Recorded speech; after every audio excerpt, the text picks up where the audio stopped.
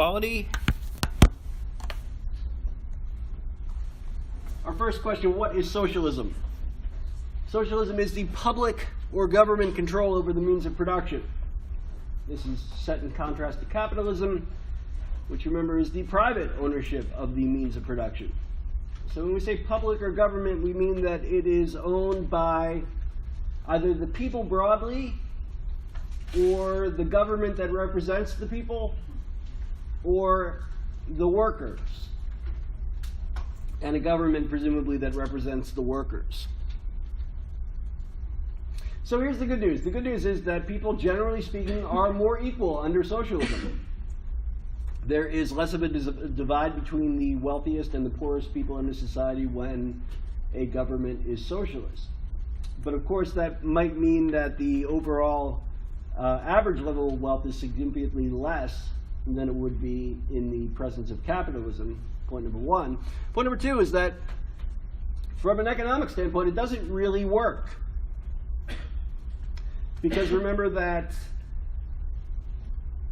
it really does require a pretty much unfettered free market to allocate resources in the most efficient manner. And when you have socialism, particularly when you have a system that is overwhelmingly socialist, it will not do that because you have usually significant regulation, if not overall government control of business. So the trade-off for that is that either socialist countries have poor economies or they tax very highly. But if they're going to tax highly in order to fund socialist programs, that requires that there be some wealthy people within that system. Which means, by the way, that for those countries that have instituted a significant amount of socialism, but that have very high standards of living, for instance, the countries in Northern and Western Europe, those countries have maintained a significant amount of capitalism in their markets. What they've done is then levied very high taxes on the uppermost people in those societies and used that taxation money to fund social programs through socialist governments. Now, as I mentioned before, with regard to capitalism, no country in the world operates purely on the basis of socialism. All governments mix some amount of socialism with some amount of capitalism.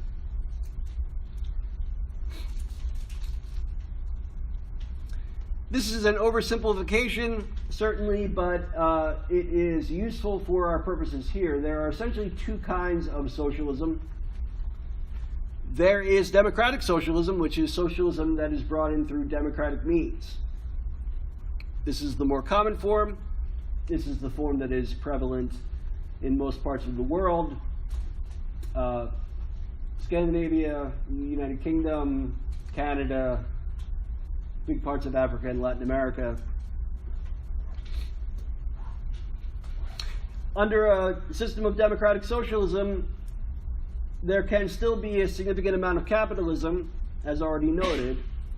And the second thing is that every step of the way, usually under democratic socialism, there is the review of policy by the political parties and by the electorate to determine whether they want to continue going on that particular course or to back away from it. So probably the most significant example of democratic socialism in the 20th century was Britain at the end of World War II in Europe. The Nazis surrendered in May of 1945, and 6 weeks later the British held an election, voted Winston Churchill out of office, and elected a socialist government that then nationalized healthcare, and it's been nationalized there ever since. It was largely on the basis of that electoral promise, by the way, that that government was elected. What did not happen was a forceful takeover of the healthcare sector in Britain by some force of violence or even demonstration, but rather through the democratic election of a democratic socialist party. The other form is revolutionary socialism, which does in fact depend on usually violent upheaval in order to be instituted. And communism is a subset of revolutionary socialism, certainly the best known version of it. And this is the kind of socialism that was practiced probably most significantly in the Soviet Union until about 1978 in China. It's still practiced mainly in Cuba, Laos, to a much lesser extent in Vietnam and a couple of other places, but not very many since the end of the Cold War period in 1991. Last point about forms of socialism. Although the terms will be conflated rather often, communism and socialism are not the same thing. So, communism is merely a variety of socialism, and socialism can be achieved without a resort to communism, without a resort to revolutionary violence. Any questions so far?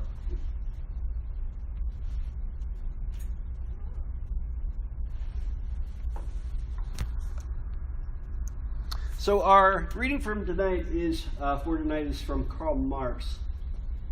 He was born into a German family of rabbis, and actually worked as a journalist for most of his early professional career. Met a man named Friedrich Engels in Paris in 1844, with whom he wrote and subsequently published the Communist Manifesto in 1848. So 1848 was a sort of a watershed year for revolutionary action in Europe.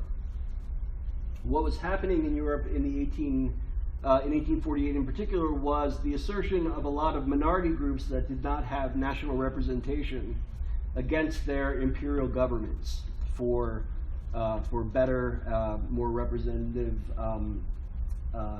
deputization of their governments, basically.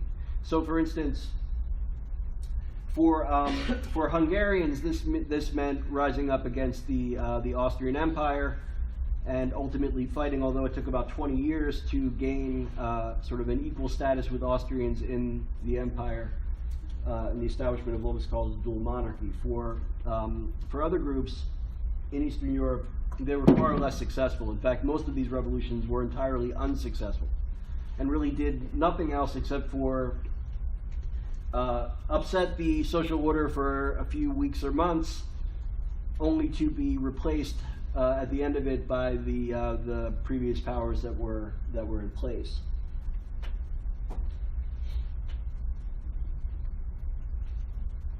Marx moved to London in 1849. He lived there for the rest of his life, and he helped to organize what's called the First Socialist International in 1864, which was a consortium of socialist parties from Europe who would get together and sort of talk about policy and positions of socialist parties and ways that they could be more successful in seeking control. Marx published the first volume of a work called Capital in 1867, and he continued working on it for the rest of his life, but he never finished it. And it's really in Capital that he enunciates his ideas about economics, whereas in the Communist Manifesto, it sort of is a broad strokes picture of, for him, an historical understanding of class struggle and how he thinks workers can better empower themselves politically.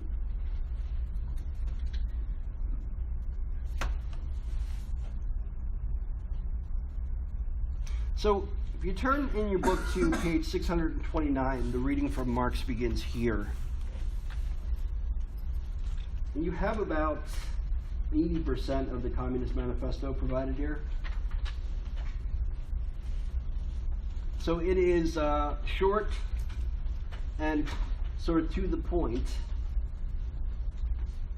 The first section, which begins on page 630 after this brief introduction, is called Bourgeois and Proletarians. But to begin on page 629, he says that the specter of communism is haunting Europe, that socialism is a force to be reckoned with, and that the powers that be in Europe in 1848 are afraid of socialism. That is an overstatement if ever there was one. Socialism was very much not emergent in 1848.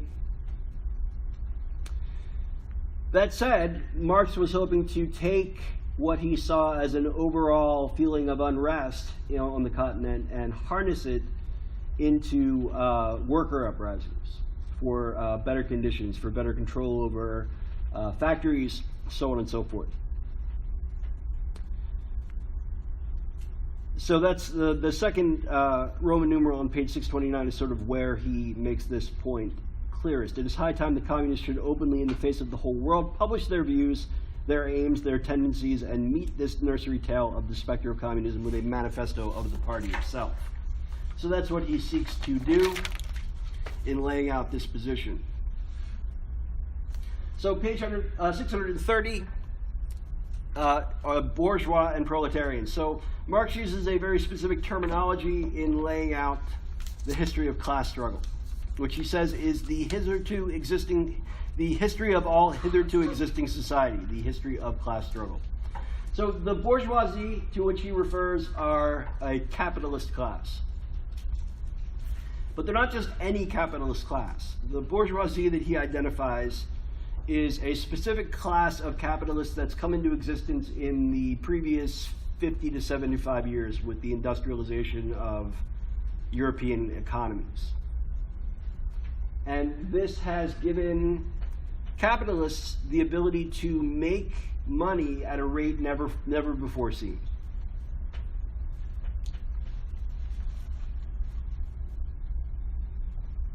The other term that he uses here, proletarians, means wage laborers. And what a wage laborer is somebody that is paid a wage, a salary, or usually an hourly payment for his or her labor in exchange for that labor. And inherent in that definition is usually the idea that that wage laborer is paid is sufficient to buy food and shelter, but not much else.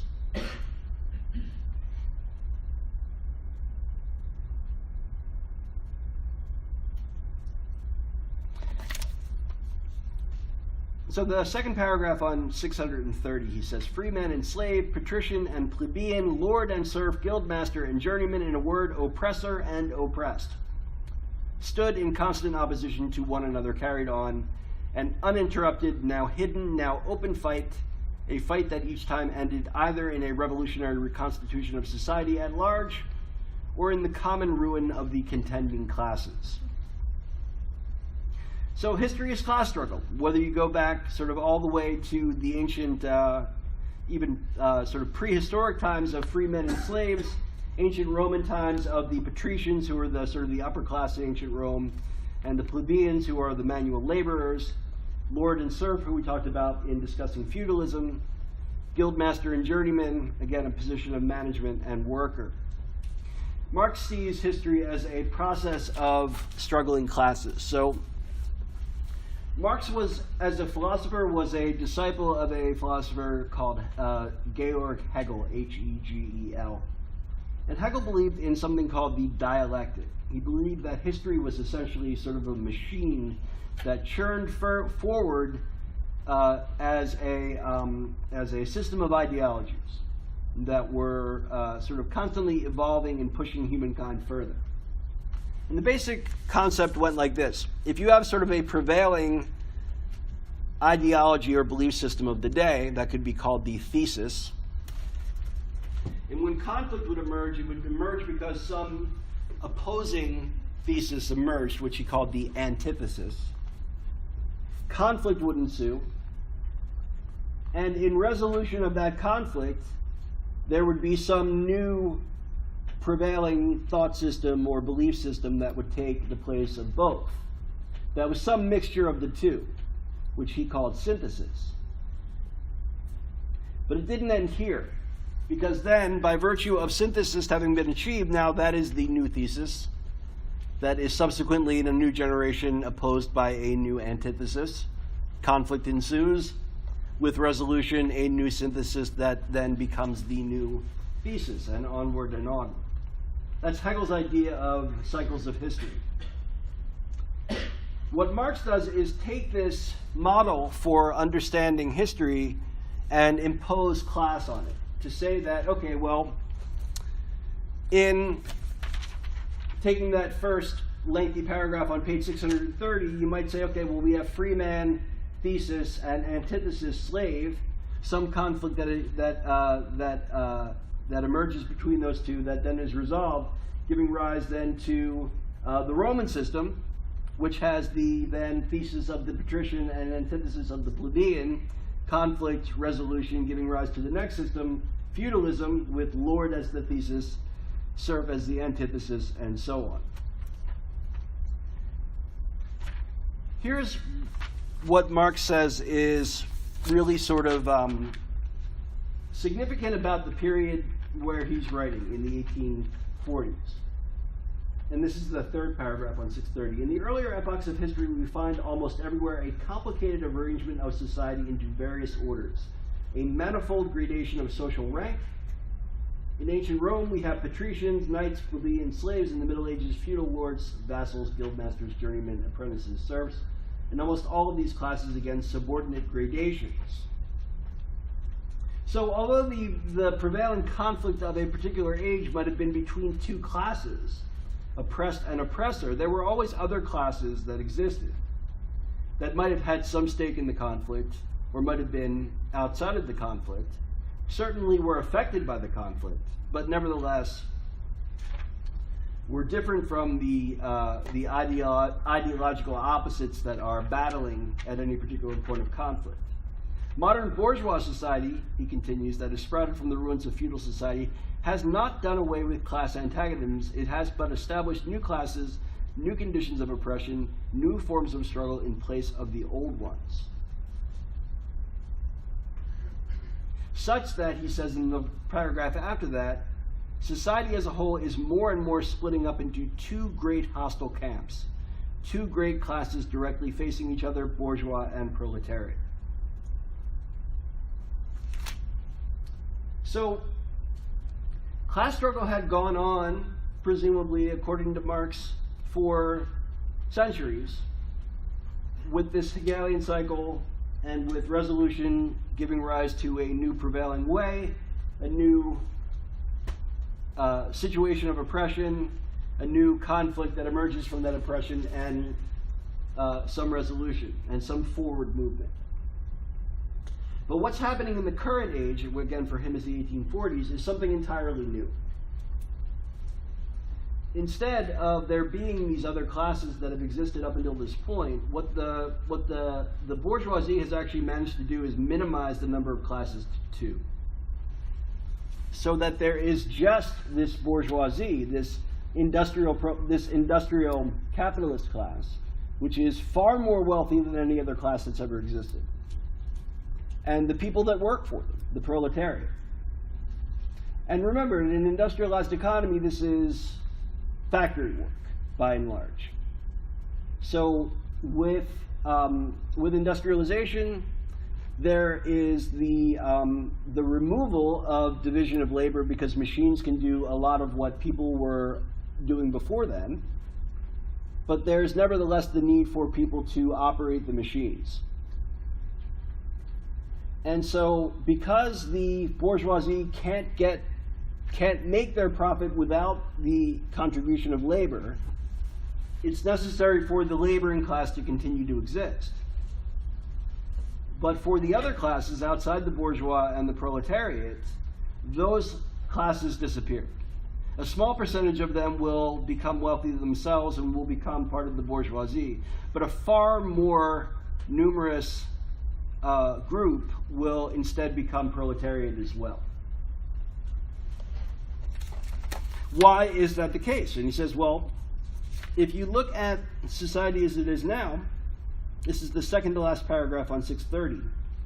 The discovery of America, the rounding of the Cape, and it's talking about the Cape of Good Hope, South Africa, opened up fresh ground for the rising bourgeoisie, the East Indian and Chinese markets, the colonization of America, trade with the colonies, the increase in the means of exchange and in commodities generally gave to commerce, to navigation, to industry, an impulse never before known, and thereby to the revolutionary element in the tottering feudal society, a rapid development.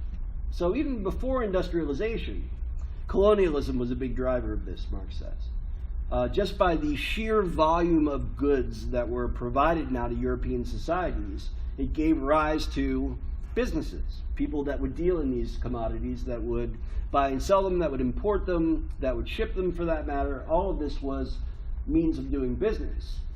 And because the sheer amount of goods that were now available was greater than ever before, the amount of profit that could be made was greater than ever before as well. Such that the feudal system, he says, no longer suffices. And he says, 2 lines from the bottom of that page, the manufacturing system took its place. The guild masters were pushed on one side by the manufacturing middle class. Division of labor between the different corporate guilds vanished in the face of division of labor in each single workshop. So when he talks about guilds, he means the sort of loose professional organizations of people that worked in crafts. So you might have a guild of blacksmiths, or a guild of leather workers, a guild, for that matter, of people that made clothes. Any specific trade that might be plied by a number of people within a city. And those people would form guilds, and the purpose of those guilds was to protect their economic interests within that particular economy. But the sheer volume of trade that is connected to colonization, Marx says, gets rid of that. Because the need to continue to produce on the basis of this raw material is so great, because of the volume, that only really industrialization will suffice. Because even with industrialization, he points out, it just keeps going. More and more raw material keeps flowing in. Even manufacture, he says in the first full paragraph on 631, no longer sufficed. Thereupon steam and machinery revolutionized industrial production. The place of manufacture was taken by the giant modern industry, the place of the industrial middle class by industrial millionaires, the leaders of whole industrial armies, the modern bourgeois.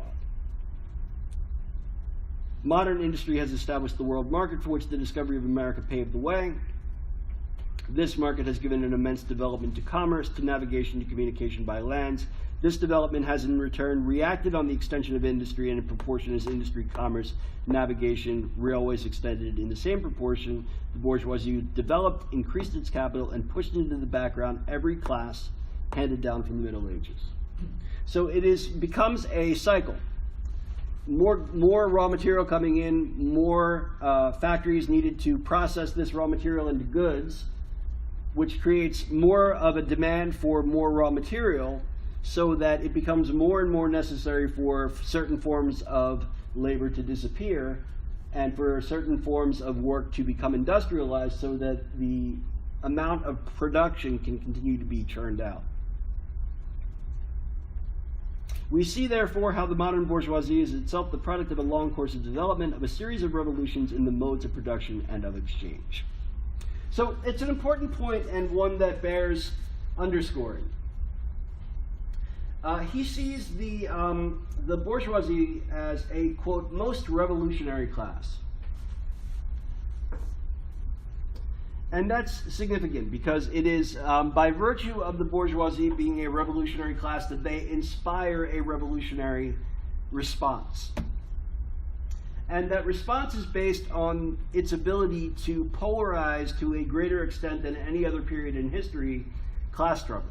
Not only by virtue of it minimizing the number of classes in struggle to 2, but also by making greater than ever before the distance in wealth between the owning class and the working class.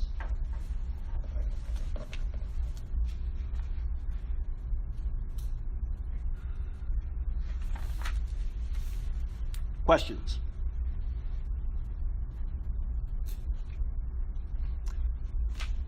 He says, just the last point on this slide, they reduce all relationships to cash transactions.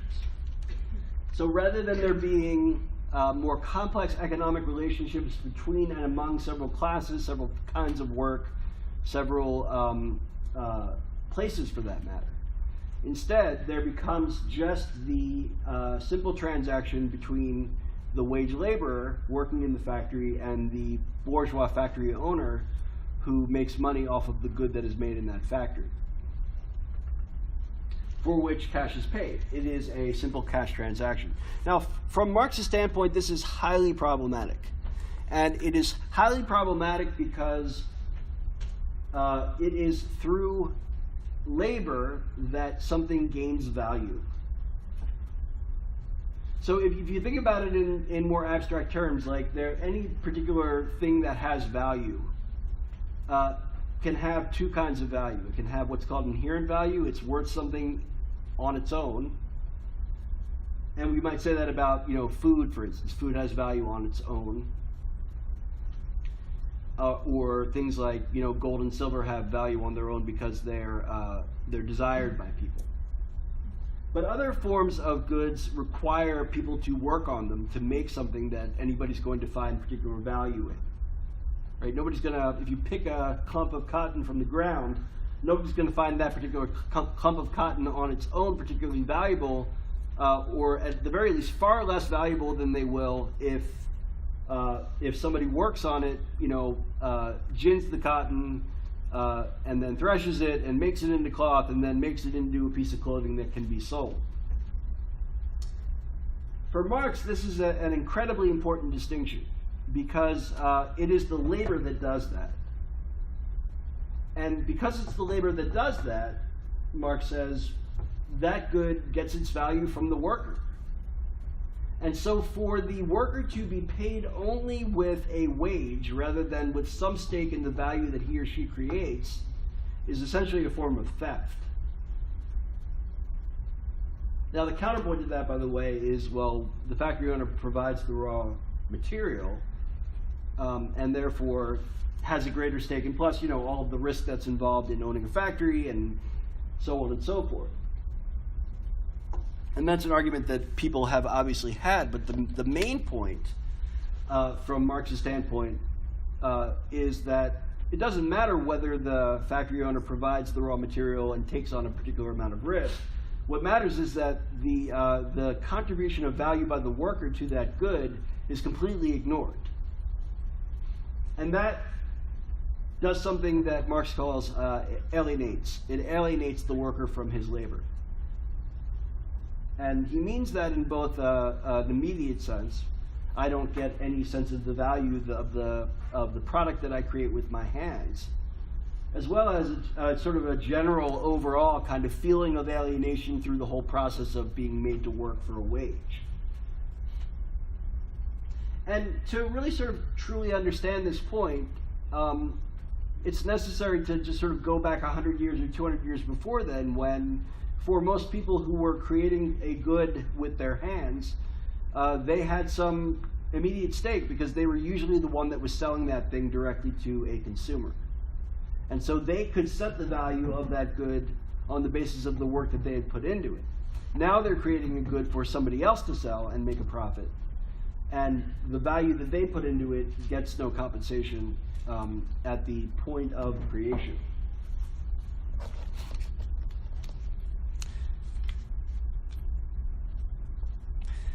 Page 632, the second paragraph from the bottom of that page.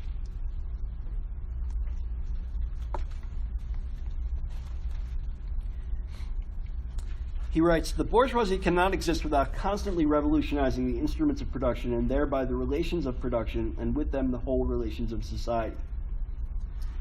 Conservation of the old modes of production in unaltered form was, on the contrary, the first condition of existence for all earlier industrial classes. Constant revolutionizing of production, uninterrupted disturbances of all social conditions, everlasting uncertainty and agitation distinguished the bourgeois epoch from all earlier ones. All fixed, fast-frozen relations, with their train of ancient and venerable prejudices and opinions, are swept away. All new-formed ones become antiquated before they can ossify. Turn to bone is what that word means. All that is solid melts into air."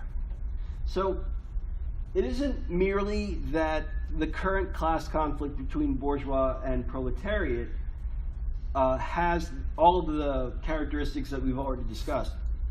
It's that because the bourgeois class is a revolutionary class, it continues to make the contrast between these classes more and more distinct and glaring.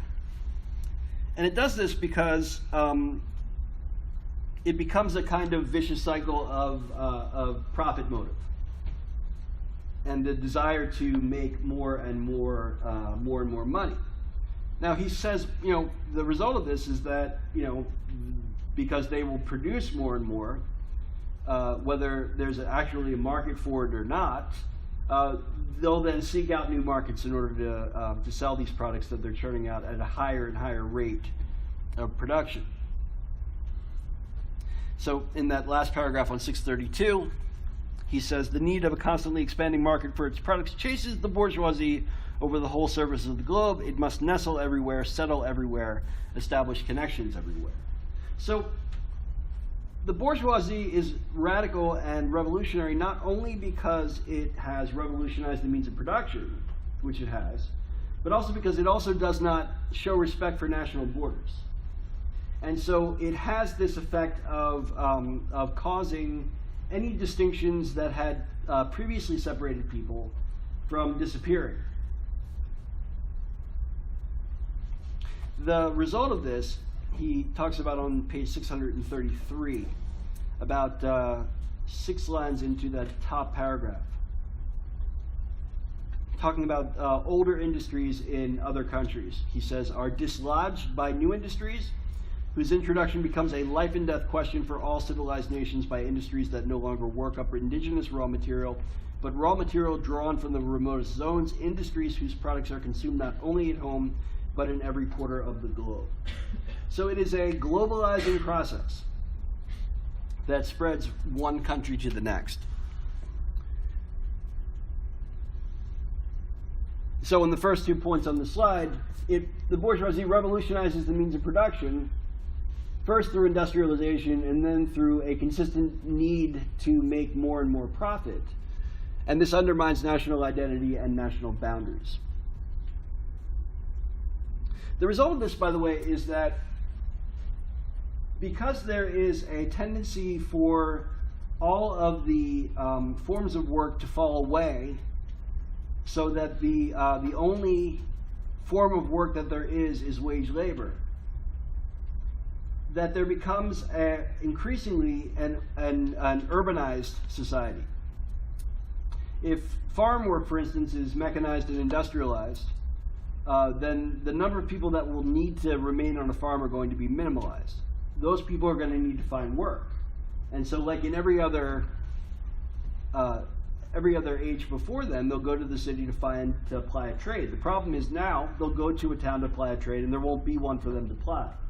But they're going to have to feed themselves. They're going to have to find some place to live. If they're married or have children or both, they're going to need to feed their family. And that means they're going to accept what job they can get, and that's going to be a job that is wage labor. So if they have not already been alienated from their labor, they will be. And that sense of disillusion will follow them through the rest of their life and then through their children's lives.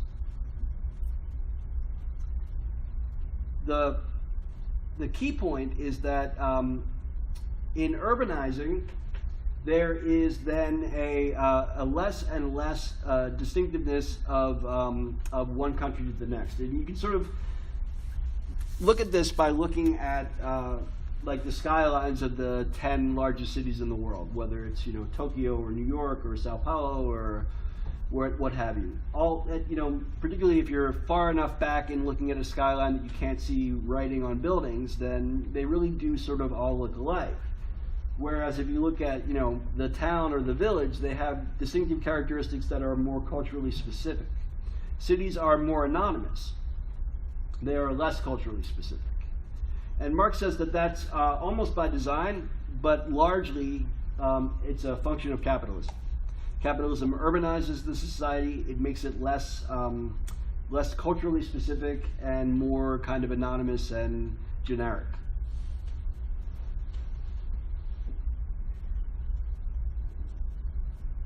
This also centralizes political structures, which means that whereas you might have needed more local forms of government when a larger percentage of people lived in villages and towns, if the vast majority of the people live in cities, then that's where the political centralization will be. Which means, he argues, stronger central governments with a greater stake in nourishing this proletariat, protecting it, making sure that it can practice its trade in the most unrestrained way possible.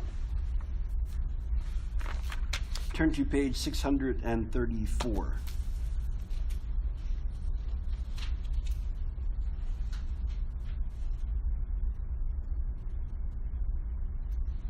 So he then talks about this this phenomenon of overproduction, which he's already sort of talked about a little bit, but he goes into more detail about here. Remember that the profit motive drives the bourgeoisie to create more and more products, and to some extent they are able to mitigate the issue of their overproduction by finding new markets to sell their products. But there's going to be a limit to which they can do this. So this is the bottom last paragraph on 634. About 7 lines from the bottom. It is enough to mention the commercial crises that by their periodic return put on its trial each time more threateningly the existence of the entire bourgeois society. In these crises, a great part not only of the existing products but also of the previously created productive forces are periodically destroyed. In these crises, there breaks out an epidemic that in all earlier epochs would have seemed an absurdity, the epidemic of overproduction. Society suddenly finds itself put back into a state of momentary barbarism. It appears as if a famine, a universal war of devastation, had cut off the supply of every means of subsistence. Industry and commerce seem to be destroyed. And why? Because there is too much civilization, too much means of subsistence, too much industry, too much commerce.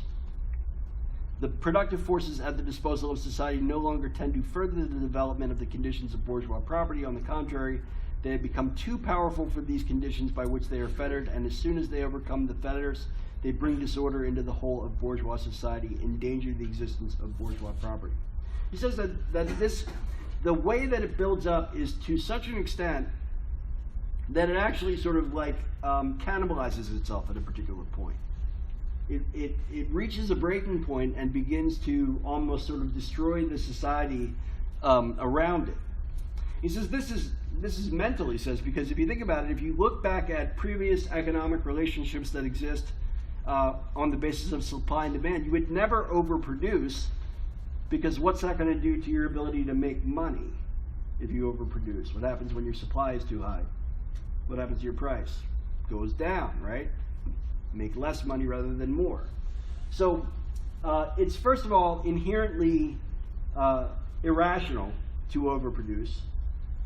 To continue to do it when you've exhausted your ability to find new markets is sort of doubly irrational. But he says the system itself of bourgeois capitalism is not rational itself, and therefore continues to do this until it has sort of an overall destructive effect on society. The conditions of bourgeois society are too narrow to comprise the wealth created by them, and how does the bourgeois get over these crises? On the one hand, by enforced destruction of a mass of productive forces, on the other, by the conquest of new markets and by the more thorough exploitation of the old ones. So when overproduction happens and it reaches this crisis point, he says there are 2 ways that the problem can be solved. You find new markets, and that means basically once you've covered all of the territory already to be exploited, going to war to acquire new territory to sell your product, or destroying your product. Because after all, if you have too much of a product on hand and you want to drive the price back up, one very effective way of doing this is to impose scarcity by just destroying what you have. This again is highly irrational. You would never, with a valuable product, do that. But then again, you would have never produced it to such an extent before. Marx says that overproduction like this happens all the time in under bourgeois capitalism, and it's one of the primary means by which it sets itself up for its own fall. So he says in the second paragraph, that very short paragraph on page 635, the weapons with which the bourgeois felled feudalism to the ground are now turned upon the bourgeoisie itself. But not only has the bourgeoisie forged the weapons that bring death to itself, it has called into existence the men who are to wield those weapons, the modern working class, the proletarians. And there ends his sort of presentation of the bourgeoisie. to then talk about the proletarians. But the point he makes is a significant one, because it is not, when he says that the weapons that they used in the past to destroy feudalism are now turned against them, he means that both figuratively and literally, because it is not they, or their sons for that matter, who are going to fight the war that they're going to fight to get more land, more people to buy their product, nor is it going to be them or their children who are going to destroy the surplus. They're going to have the bourgeoisie do that. And one thing that happens is that in sending off young people to war to acquire new territory to market a product, you're now putting guns into the hands of the people that you're oppressing, which is an inherently problematic undertaking.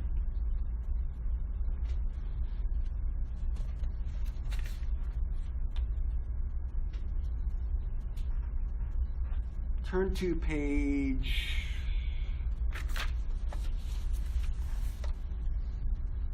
Oh, just one more point on this slide before turning to the next. The lower strategy of the bourgeoisie, which he calls the petty bourgeoisie, sink into the proletariat as part of this process. So he refers to the petty bourgeoisie, the small bourgeoisie. These are people that are in money-making businesses. Usually, he's referring to merchants and store owners and things like that. But the polarization of the society into these two warring classes gets rid of those people as well, so that the petty bourgeoisie ultimately sink into the proletariat and become part of them. So he begins then talking about the awakening of the laboring classes, or the laboring class. Because as a consequence of all of the things that we've already talked about that the bourgeoisie does, which is to say that it alienates people from their labor. It creates a greater divide between the wealthiest and the poorest. It destroys other ways of making a living. All of that makes the wage laborer angry, and makes the wage laboring class an angry and potentially violent class. The problem with that, he says, is that they don't have the means, particularly sort of ideologically, to focus their anger in the right way.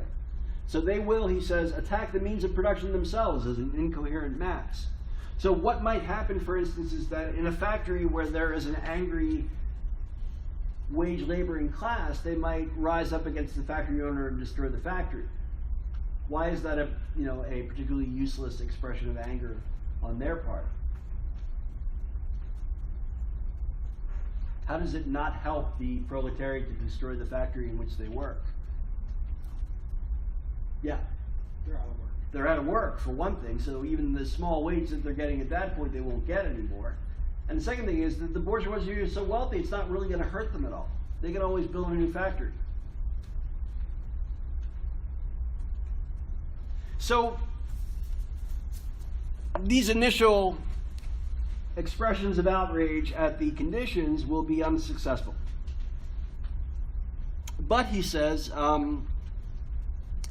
over time, there will be sort of the recognition between one group and another that they share the same problems, and they will recognize that there's strength in unity. So they will do things like form trade unions, and then they will begin to exert greater power than they would on a single person basis, certainly, but also they will be able to exert much more power when people who do the same kind of factory work across different factories band together. So it might be that in my factory where I work, we have a complaint about the conditions, and the factory owner will not address those conditions. And we can say, well, if you don't address these conditions that we're unhappy about, we'll go on strike. And he can say, fine, go on strike, I'll just find somebody else to work. But if we have 10 or 20 or 50 other factories behind us of people doing the same kind of work, also threatening to walk out if our conditions aren't met, then that's going to be a much more powerful inducement to get what we want. And he says, look, there have been some victories on this. We've gotten a 12-hour workday out of it, he says. 6 days a week still, right? So that's a 72-hour work week. So, but that's a victory, right? Because before then it was a 16-hour workday. It's not until the late 19th century, early 20th century, the workday goes down in some places to 8 hours, or for that matter, even down to 5 days a week. But it doesn't become standard until after World War II. So they win some victories, but they're hollow victories because the overall structure that causes the conflict in the first place remains in place. It's not going to, because if you look at it from the standpoint of the bourgeois class, it doesn't actually hurt them to even to do something like pay a minimum wage, because they are so wealthy that that they will be slightly less fantastically wealthy. They will have $19 billion rather than $20 billion, because the extent of wealth at that end of the economic spectrum is so great that minor concessions are pretty much meaningless to them. So that raises the question of why do they resist making those concessions in the first place? If they're easy to make, why not make them? Any idea? If you're a factory owner and your factory owners come to you and say, we want $1 more an hour for our work, and you crunch the numbers, and in the end you find that at the end of the year, if you give this $1 raise, it's going to cost you $100,000 at the end of the year, which means you'll take home $19.9 million at the end of the year rather than $20 million. Is that going to really change your life very much? Probably not. And yet, and this is something borne out by history, management resists those kinds of things. Why do they resist it? It's not, and to say that it's greed is not a sufficient explanation, although it might explain some of it. Yeah. The workers who keep asking for more. Exactly. Because once you give into a concession, then there's always the likelihood that more will be asked for. And then you might actually reach a place where it does hurt you, where it makes a big enough problem for you that that your ability to resist is going to be mitigated by the fact that you had given in before. So they unionize and win some victories, but the victories are small. When they politicize, he says, they will be even more powerful. Because what happens when they go beyond being trade unions, which are supported only by workers, and become political parties, which are supported by then people across different trades, so that you have whole working class parties voting in elections, they can get even more victories, because they can begin to influence government. And that's good too, he says. The problem with that is that, again, it does not go far enough. So some members of the bourgeoisie, he says, will see political action on the part of the proletariat, be attracted to it, and they will drift into the proletariat. And with them, they will bring ideology, he says. They will bring knowledge of class struggle into the proletariat. Because, and this is a sort of a realization that that Marx makes that has very significant implications for what follows historically in the 20th century. Marx says that the proletariat is angry. They understand that there is greater ability for them to get their anger addressed when they're greater in number, when they have broader base of support, because that sort of is obvious. But what they don't recognize is that they are part of this historical process of class struggles. And because they don't know that, they don't know what the solution is. Only people that have been educated, he says, can actually do that. And because the proletariat doesn't have recourse to education, they'll never learn. They can't read for leisure. Most of them can't even read. And so how are they going to find out about it? It's necessary, he says, for members of the bourgeoisie to become revolutionaries in order to guide anger of the proletariat into a concrete political force with a definite agenda that will seek to seize the means of production. Because only through doing that, Marx says, is the problem really going to be solved. That's both sort of a recognition of something that's commonsensical, but also sort of vastly underestimates the potential of working class people to change their own conditions.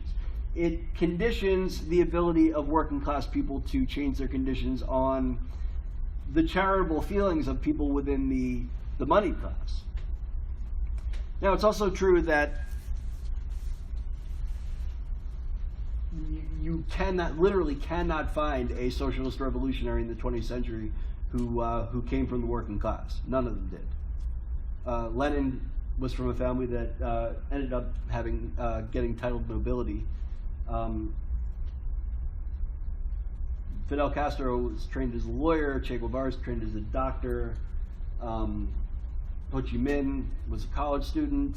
Went to France for his education. Studied at the Sorbonne, which many had the money to do that. So I mean, Marx on some level was underestimating the working class, but he was also at the same time sort of saying, well, I'm being realistic and pointing out that that education is necessary to move this kind of revolutionary anger into a more ideological direction. The consequence of that, though, is that communist movements end up being sort of commandeered by people from the middle and upper classes, who then guide them in the direction that they see fit, that might or might not ultimately benefit working people as a whole.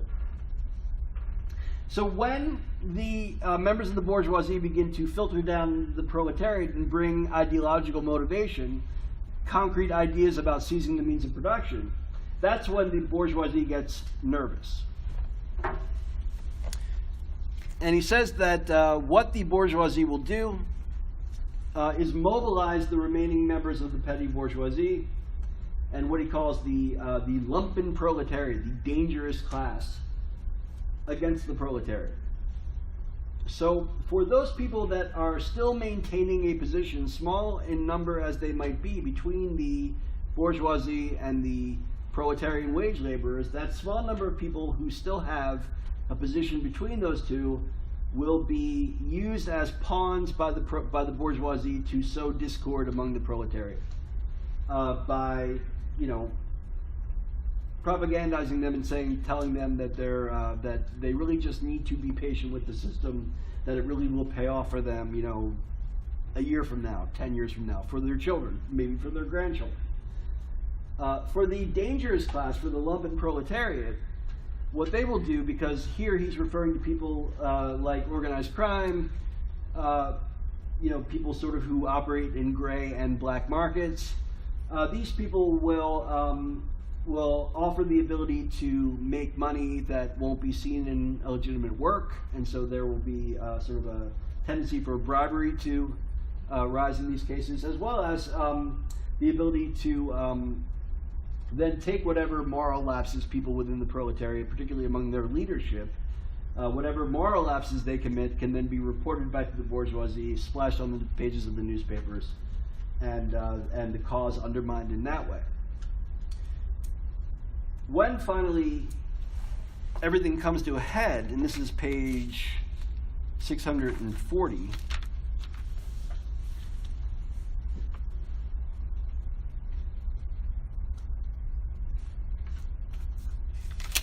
it's actually, the paragraph begins at the bottom of 639. All previous historical movements were movements of minorities or in the interest of minorities. The proletarian movement is the self-conscious, independent movement of the immense majority in the interests of immense majority. The proletariat, the lowest stratum of our present society, cannot stir, cannot raise itself up without the whole superincumbent strata of official society being sprung into the air. So he says it is not enough to change the system through electoral means. The system itself has to be done away with. It has to be smashed. It has to be eradicated. Though not in substance yet in form, the struggle of the proletariat with the bourgeoisie is at first a national struggle. The proletariat of each country must, of course, first of all settle matters with its own bourgeoisie. In depicting the most general phases of the development of the proletariat, we trace the more or less veiled civil war raging within existing society up to the point where that war breaks out into open revolution and where the violent overthrow of the bourgeoisie lays the foundation for the sway of the proletariat. And this is the socialist revolution. This is violent means being used, or at the very least the threat of violence being used to seize the means of production by the working class. And so the question is, well, now what? Now that the proletarians have seized the means of production, what are they going to do? So, one of the things that Marx has to contend with in writing about communism in 1848 is that he has to contend with some basic ideas about communism that are in the in sort of the general consciousness of people. Like they say, oh, communism, they look to abolish private property, or they look to overthrow the family, or any one of these things. So he says, first of all, and this is section 2, Proletarians and Communists, in particular, page 642. So he needs to contend with this matter of private property first. And he says at the top of 642, all property relations in the past have continually been subject to historical change, consequent upon the change in historical conditions. The French Revolution, for instance, abolished feudal property in favor of bourgeois property. He makes it, that's an interesting point in and of itself about the French Revolution. He says that the French Revolution was not a workers' revolution, it was a bourgeois revolution. It was a revolution of people who would go on to become an industrialized capitalist class, and not a revolution of working people. The distinguishing feature of communism is not the abolition of property generally, but the abolition of bourgeois property. But modern bourgeois private property is the final and most complete expression of the system of producing and appropriating products that is based on class antagonisms, on the exploitation of the many by the few. In this sense, the theory of communism may be summed up in the single sentence, abolition of private property. So what does that mean? Is Vladimir Lenin going to come to your house and he's going to take your china? Is that what's meant by abolition of private property?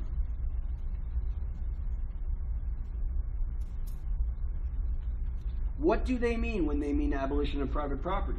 Because what they do not mean is that no person will be able to maintain their individual possessions. What they do mean is, when they talk about private property, what they mean is private ownership of the means of production. So that the means of production will be taken by the proletariat, who will presumably form a state of some kind, and then administer these means of production. We communists have been reproached with the idea of abolishing the right of personally acquiring property as the fruit of a man's own labor, which property is alleged to be the groundwork of all personal freedom, activity, and independence. Hard-won, self-acquired, self-earned property. Do you mean the property of the petty artisan and of the small peasant, a form of property that preceded the bourgeois form? There is no need to abolish that. The development of industry has to a great extent already destroyed it and is destroying it daily. So what I spoke about, half an hour ago was this idea about when there were other forms of work that were available to people, generally speaking, there was a very clear relationship between the work that a person did and the product of that work, which then could be brought to market and sold. And usually the person that had created that good was receiving that payment. So there was a very clear, traceable relationship between the labor and the profit, or for that matter, even just between the labor and the property that one kept for oneself. Because after all, if you were living in a rural community, you were making your own clothes, you were farming your own food, so on and so forth. And whatever products that you had that you desired to sell or needed to sell, you could sell. But the relationship was not deferred into the hands of somebody that was marketing that product for their own benefit rather than for yours. So he says, if you're worried about, the kinds of property that was, that's created by the sorts of labor that a lot of people think of when they think of private property, you don't have to worry about that because that's already gone. Most people don't have that kind of property anymore because they don't do that kind of work anymore. When you work in a factory, you create the product that factory creates, and you don't bring that product home. Instead, that product goes out to the market, and you're not actually paid the value of the labor that you put into it. You're paid a wage instead. Wouldn't it be more fair, he says, if the workers owned the means of production? Because if they did, then they would be overseeing the entire process from creation and by creation, the endowment of value into a good, and then the marketing of that good, the sale of that good, and the profit that is obtained from that good. That's, at least in theory, what he's talking about. Now, that does mean the abolition of private ownership of the means of production, but it doesn't mean the abolition of all forms of private property across the board.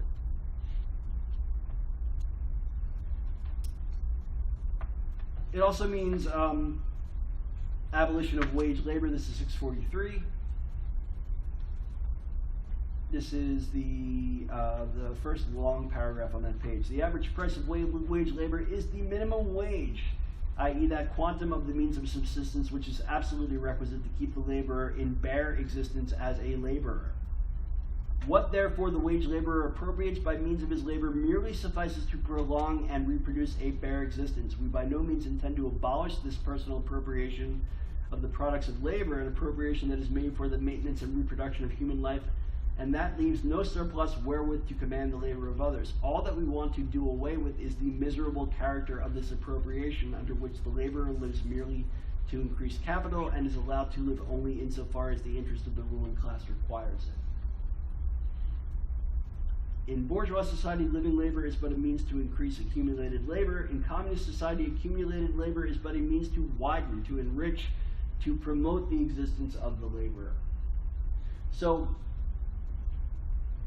in a broader sense, not only is it a matter of reconnecting the laborer to the fruits of his or her labor, but it's also a sort of a return to a general recognition of the value of work in and of itself. And it's a point that's sort of not made often enough, but when I was talking about Locke a couple of weeks ago, I mentioned Locke's idea of where property comes from. Does anybody remember what it was? How does Locke say that something that's held in common by all people becomes actual property? Yeah? You do something with the land that makes more value. Right. You give it value through your work. So Marx sees himself as very much operating in the tradition of Locke. If property is the result of work, then that person that does the work should maintain that property. And it's a perversion of that, Marx argues, that a member of the bourgeois capitalist class will be able to requisition that value and not properly compensate the worker who created the value in the first place. So they want to abolish wage labor and replace it with a greater stake, if not a complete stake, of the worker in the product that the worker creates. So then, in answering the objections of people to communism, he says that, as already mentioned, with regard to private property, they do not mean getting rid of everybody's personal possessions. Private property for him is not personal property. Private property is private ownership of capital. Personal property you can keep. Page 645, the second full paragraph on that page, he says, abolition of the family, even the most radical flare-up at this infamous proposal of the communists. On what foundation is the present family, the bourgeois family, based? On capital, on private gain? In its completely developed form, this family exists only among the bourgeoisie. But this state of things finds its complement in the practical absence of the family among the proletarians and in public prostitution. The bourgeois family will vanish as a matter of course when its complement vanishes, and both will vanish with the vanishing of capital.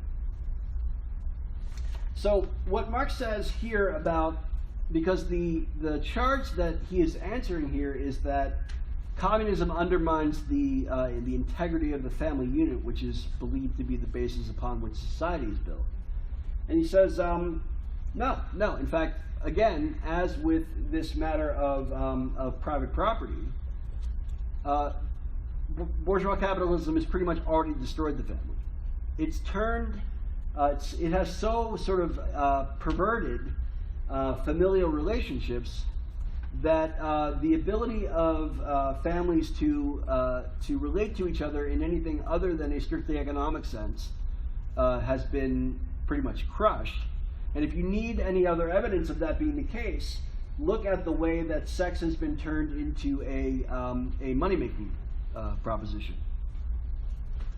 When even that most intimate of relations between human beings becomes a matter of commerce, then he says the damage that the bourgeoisie has done to the family can sort of be seen as plainly as anything else. What about the elevation of women, page 646? He says, but you communists would introduce community of women, screams the whole bourgeoisie in chorus. The bourgeois sees his wife a mere instrument of production. He hears that the instruments of production are to be exploited in common and naturally can come to no other conclusion than that the lot of being common to all will likewise fall to the women. He has not even a suspicion that the real point aimed at is to do away with the status of women as mere instruments of production. For the rest, nothing is more ridiculous than the virtuous indignation of our bourgeois at the community of women which they pretend is to be openly and officially established by the communists. The communists have no need to introduce community of women. It has existed almost from time immemorial. So what is he talking about here? Well, the charge is that communism will elevate the status of women to be equal to that of men. And the bourgeoisie say they don't want that. And he says, well, that's a necessary consequence of making a woman something other than literally a means of production, the production of progeny, of heirs to whom you can leave your wealth. If you see women as valuable members of society and not only as means by which property is transmitted to a subsequent generation, then there will be no alternative but to treat them as equals.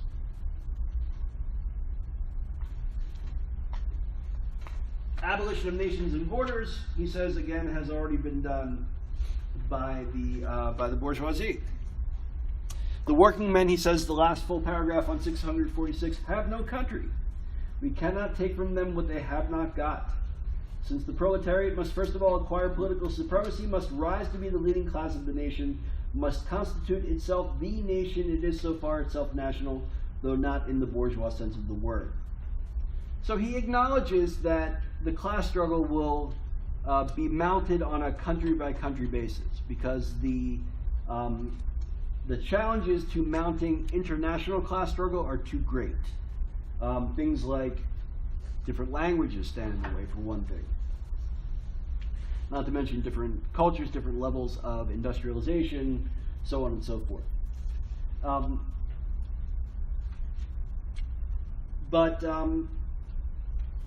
He continues, bottom of that same page. National differences and antagonisms between people are daily more and more vanishing owing to the development of the bourgeoisie, to freedom of commerce, to the world market, to uniformity in the mode of production and in the conditions of life corresponding thereto.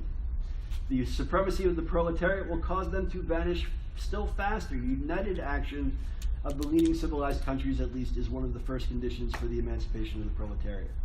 So again, if the objection to communism is that it gets rid of nations and borders, his response to that is that it is merely completing the work that's already been begun by the bourgeoisie, which, after all, has dissolved national boundaries in the pursuit of more markets for the sale of goods.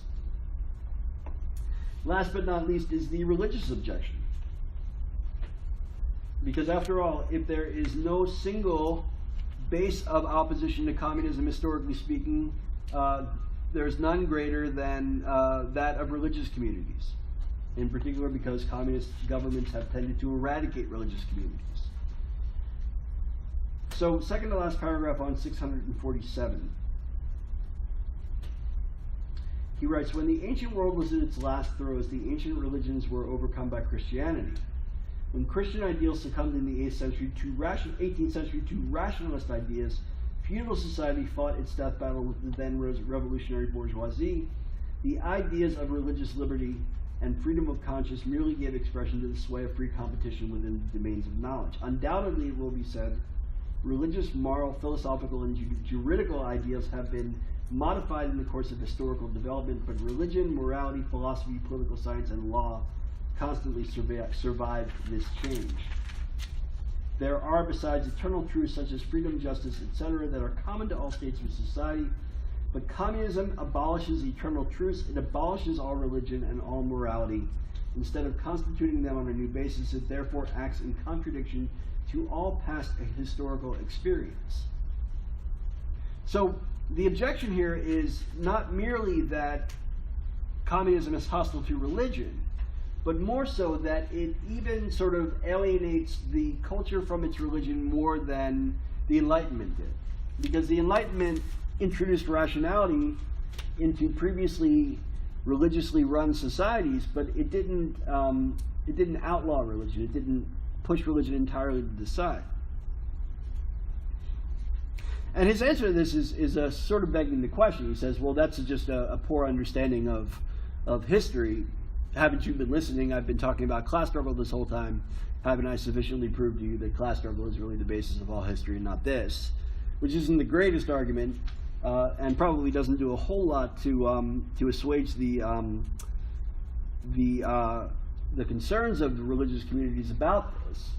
But again, Marx is the person who said that religion is the opium of the masses. Or it is that thing that does the most damage to the class consciousness of working people by convincing them that their lot in life is preordained. Right? This is the Calvinist concept of predetermination.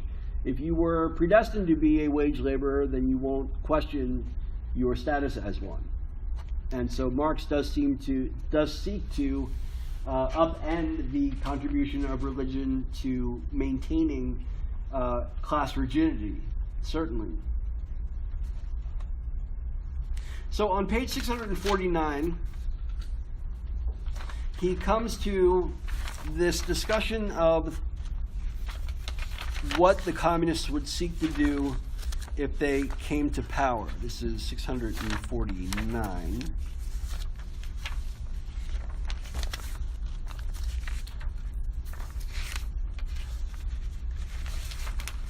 One second.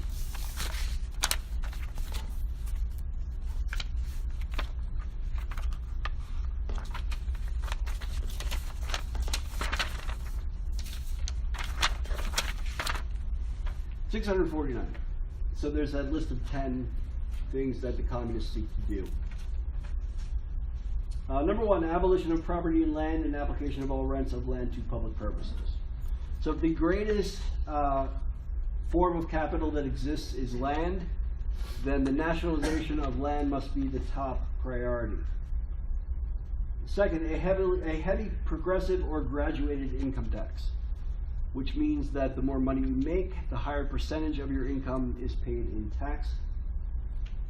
The abolition of all right of inheritance. So rather than property being left to the subsequent generation, it would be acquired by the state.